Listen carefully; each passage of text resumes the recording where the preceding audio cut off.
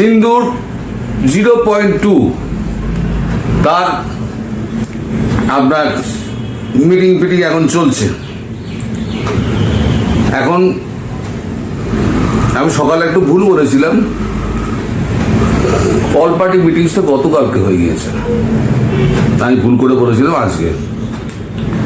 আজকে যেটা হচ্ছে, এক তো ডোভালজির সঙ্গে বৈঠক হচ্ছে, আপনাকে বললাম আমি, সিডিএস এবং 3 সেনাপ্রধানের।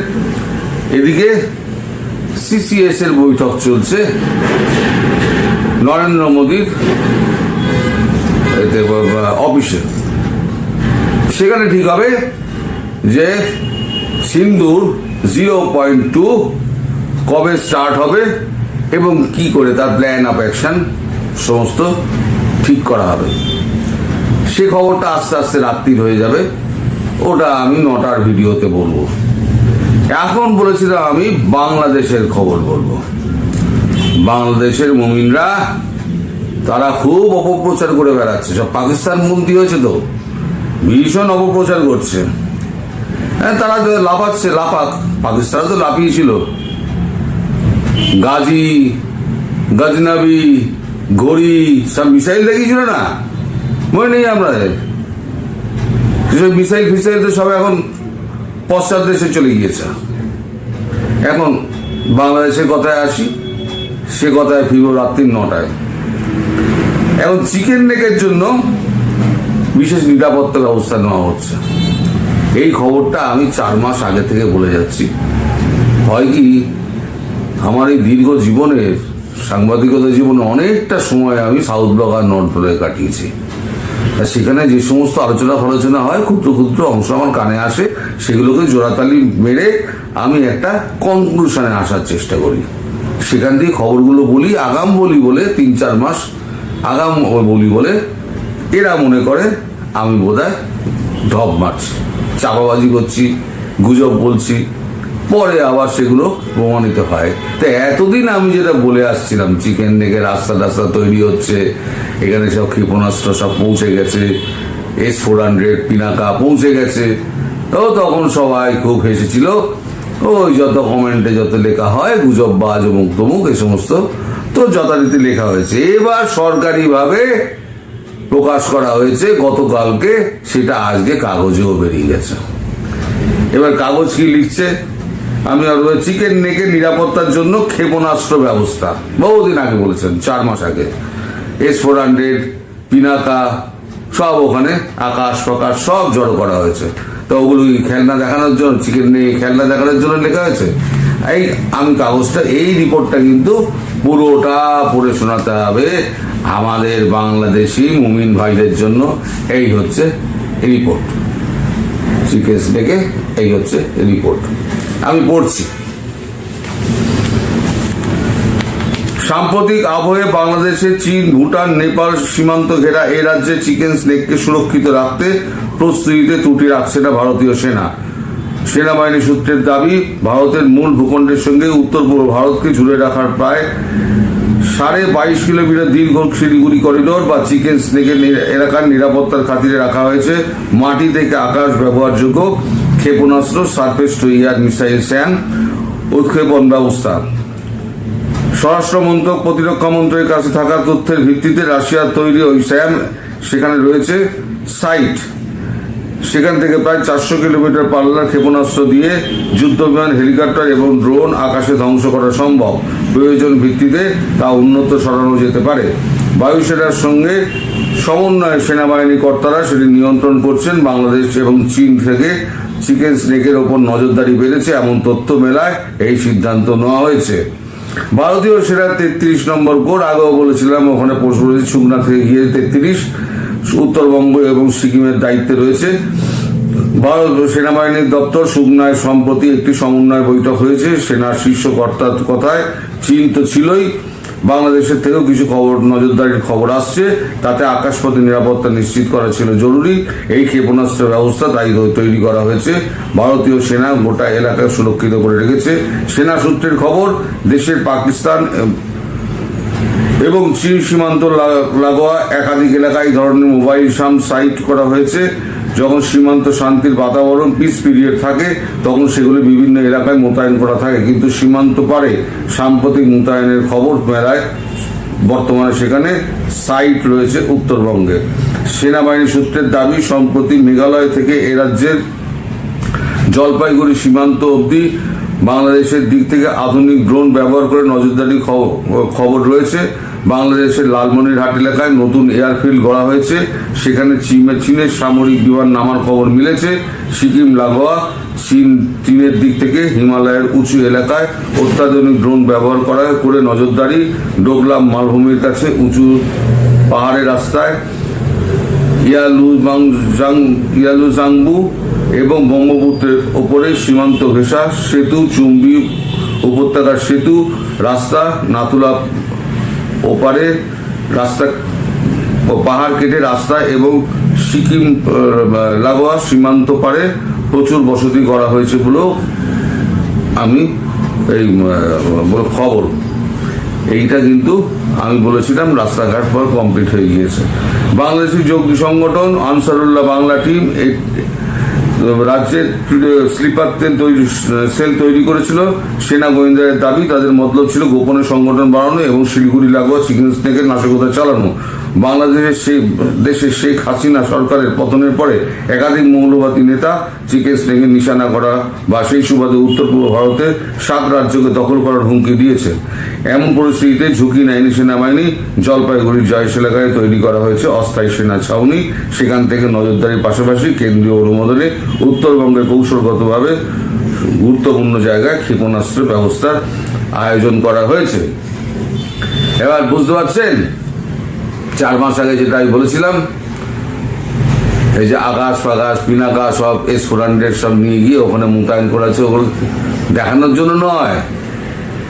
একটা এসকালেশন শেষ হবে আর একটা শুরু হবে, আগেও বলেছি এখনো বলছি। তো পাকিস্তান তো এখনো শেষ হয়নি। পাকিস্তান এখন হাত পা জুটছে যে শেষ করো ভাই, আর কত মারবি, এবার তো শেষ কর। আর পাকিস্তানের অবস্থা অনেকটা ওই ফাঁসির আসামির মতো, কাঠের পাতানোর ওপর দাঁড় করিয়ে দিয়েছে, গলায় রশি পরানো হয়ে গিয়েছে, পাটাতন তো কখন সরবে, আর কত মারবি, এরকম অবস্থা আর কি যা হয়ে গেছে। তো যাই হোক, এখন এই যে আমাদের ওখানে পাকিস্তানে কি বলেছিল যে আমরা গাজবাই হিন্দ করব এবং যত হিন্দু মহিলা আছে তাদেরকে গনিমতের মাল হিসেবে আমরা ফিরিয়ে এখানে নিয়ে আসবো। মানে ইসলামী প্রচার তো গনিমতের মাল, মেয়েরা হলো গনিমতের মাল। তাই মেয়েদের দিয়ে ওই দুটো বাচ্চা সামরিক অফিসারদের দিয়ে প্রেস কনফারেন্সটা করিয়ে একটা বার্তা দেওয়া হলো পাকিস্তানকে যে তোমরা যাদেরকে গনিমতের মাল মনে করো, ভারত তাদের মাথায় করে রাখে তারা হচ্ছে নারী শক্তি। এবং তোমরা যে হিন্দু মুসলিম বিভেদের কথা বলো, এখানে আমরা হিন্দু মুসলিম সব একসঙ্গে কাজ করি। তাই একজন হিন্দু ছিল, একজন মুসলমান ছিল, এটা বার্তা দেওয়ার জন্য। এবার আসি বাংলাদেশ প্রসঙ্গে।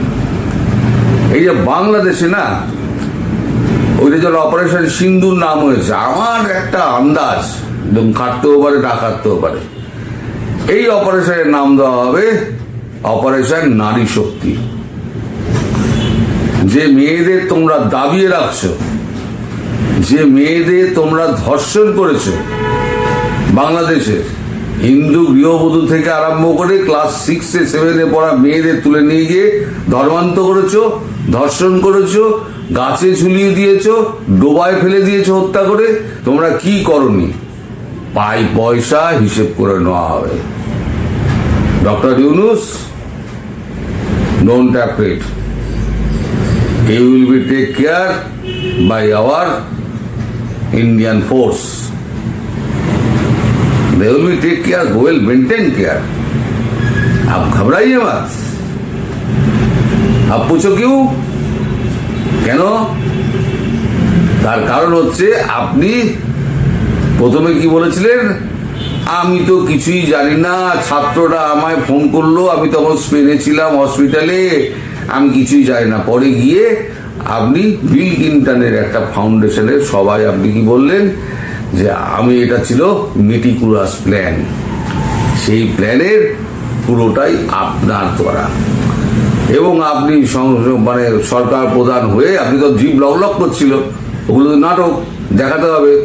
সরকার প্রধান হয়ে আপনি আগে নিজেরটা গুছিয়ে নিলেন, 666 কোটি টাকা নিজের কর্মকুক করে নিলেন নিজের ব্যাংকের, 5 বছরের জন্য সমস্ত সুদ ফুদগুলো আপনি মেকআপ করে নিলেন, মাফ করে দিলেন, মেকআপ মানে মাফ করে দিলেন, আর জনগণকে বললেন তোমরা কর দাও।